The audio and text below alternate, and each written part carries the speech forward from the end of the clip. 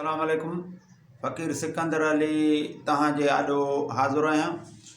दोस्तो, अॼु असां मौज़ू खणी आयासीं सिंध जा ॿेट। उन ते ॻाल्हाईंदासीं छो त हिन महिल इहो इशू पियो थो हले।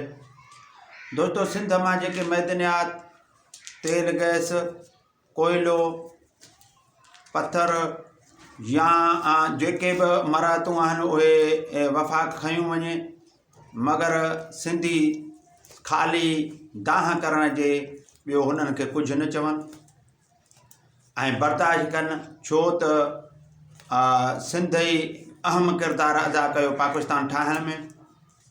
उन करे हू बर्दाश्त करे ऐं मुस्लमानी तौर ते मुस्लमानी क़ौम हुजण जे नाते ऐं हिकु क़ौम हुजण जे नाते इहे हर शइ बर्दाश्त करे पिया अचनि, कंदा पिया अचनि। जॾहिं इंसान जो पेट जे लाइ गुज़र जा ॿेट आहिनि, उतां माण्हू लंघी वञी ऐं मच्छी जो शिकार करे पंहिंजे पेट जो बाह खे उझाइण लाइ कोशिशि कंदा आहिनि ऐं उतां खाईंदा आहिनि। जॾहिं उन्हनि ॿेटनि ते कब्ज़े जी ॻाल्हि थी ऐं ॿेटनि खे पंहिंजे तहवील में वठण जी ॻाल्हि थी, ॼण चओ त निरीअ ते लत ॾिनो हुयो, सिंधी क़ौम जे निरीअ ते लत ॾिनो हुयो ऐं इहो पेट वारो गिरह बि खसण जी कोशिशि कई वई। तॾहिं सिंधी क़ौम अॼु सरापा उथी इहतिजाज पई करे।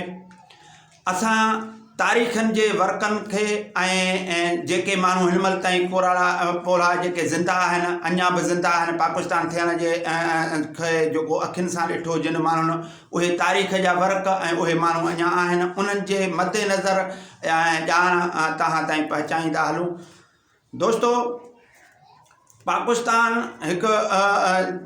ठाहिण में जेको किरदारु अदा कयो, उन में अहम किरदारु सिंधियुनि अदा कयो। उहो सिंधी मुस्तक़बिल में मुस्तक़िल रहण वारो हुजे, उहो कहिड़े बि क़ौम जो हुजे, कहिड़े बि ज़ात नसुल जो हुजे, मगर जेको सिंध में रहंदो आहे उहो सिंधी हूंदो आहे। क़ाइदे आज़म बि सिंध में आयो ऐं सिंध में रहियो त उहो बि सिंधी आहे। ऐं उन सां मौलाना उबैदुल्ला सिंधी बि उन बि जिदोजहद कई, रेशमी रुमाल वारी तहरीक हलाई, हुर्र मुजाहिद जेके हिन महिल ताईं मौजूदु आहिनि ऐं उहा फोर्स मौजूदु आहे जेका सूर बादशाह जे सरवानी में अॻवानी में जिन अंग्रेज़ सां मज़ामत कई ऐं अंग्रेज़ खे असुली भॼाइण वारा ए हुर्र मुजाहिद फोर्स हिन महिल माना हिते मौजूदु आहिनि, जेको उहे असुली किरदारु उन्हनि जो बि आहे।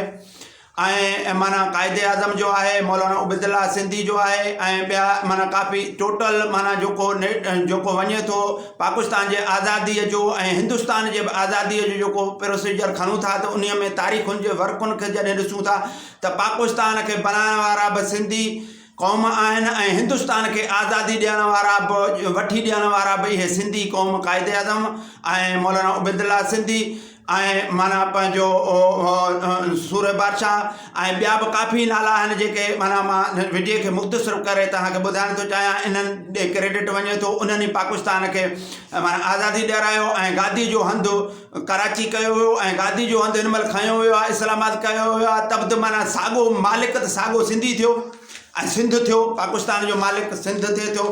छो त गादी जे हंध खे खणी वञी किथे बि रखो, पर माना तारीख़ त शायदि आहे त गादी जो हंधु असुली पाकिस्तान जो बनियो त पहिरीं कराची बनियो, त माना पाकिस्तान जो मालिक असुली सिंधी ऐं कराची आहे ऐं सिंध ऐं माना सिंधी आहिनि ऐं पाकिस्तान जो त छा, पर माना हिंदुस्तान खे बि आज़ादी ॾियारण में उन्हनि सिंधियुनि जो हथ आहे। उन जे लाइ हिन महिल उन ॿिन्हिनि सॼे बरे सगीर में हिंदुस्तान ऐं पाकिस्तान में उहे फ़ौजूं उहे इदारा उहे शाहिद आहिनि जेके माना हुर्र मुजाहिद फोर्स आहे। उहा फोर्स हिन महिल ताईं मौजूदु आहे, जेका सिंधी फोर्स आहे जंहिं अंग्रेज़ खे हितां कढियो, उहा सिंधी फोर्स हिन महिल ताईं उहा मौजूदु आहे। उहा हुर्र मुजाहिद साईं सूर बादशाह जी उहा फ़ौज मौजूदु आहे।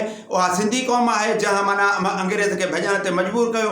हिन महिल असां इहो चवणु था चाहियूं, क़ुर शरीफ़ मां असां क़ुर शरीफ़ मां ॿुधाईंदासीं त अल्लाह साईं जेके क़ौमूं पैदा कयूं, उन्हनि जे क़ौमनि जे नालनि सां ही ज़मीन, ही ॿेट, ही हर शइ उन्हनि जे नालनि सां अल्लाह साईं माना क़ुर शरीफ़ में फरमायो आहे। जीअं हूद जी क़ौम, आद जी क़ौम, समूद जी क़ौम, मूसा जी क़ौम अहिड़े लेवल सां अलाह साईं क़ौमुनि जा नाला वरिता आहिनि ऐं क़ुर शरीफ़ में ज़ातुनि पालनि ऐं नसब असुल इन्हनि जा नाला ज़ातूं पाला नाला इहे सभु कुझु इन लाइ अलाह साईं कया आहिनि त जीअं को कंहिंजे माना ते माना देश ते हला न करे हर कंहिंजी पंहिंजी जेका जाग्राफी सिस्टम आहे उहा उन्हनि जे नालनि सां महदूद हुजे जीअं उन्हनि खे ॿियो हिकिड़ो ॿिए ते हला न करे उन जी मिल्कियत ऐं उहा ज़मीन फॿाए न सघे त असुली मसइलो छा आहे त अहिड़े लेवल सां सिंधी क़ौम आहे उहा सिंध धरती आहे उहा धरती जा जेके बि वसीला आहिनि या धरती आहे उहा उन्हनि जा मालिक ऐं आइन जे मुताबिक़ बि उहे आहिनि